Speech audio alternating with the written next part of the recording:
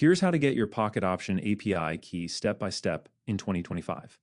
First, log in to your Pocket Option account.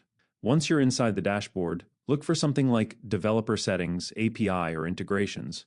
Sometimes it's under the Help Center or Account Settings. If Pocket Option has released the API feature for your account, you'll see an option to create a new API key.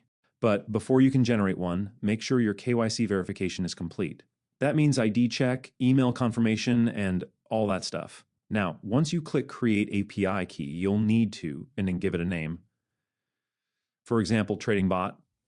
Select the permissions you need. If you're just running automated trades, keep it to read and trade only. Avoid enabling withdrawal permissions unless you absolutely need them.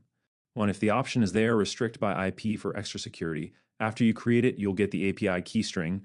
Copy this key and store it safely like you would a password. Use a password manager or secure notes.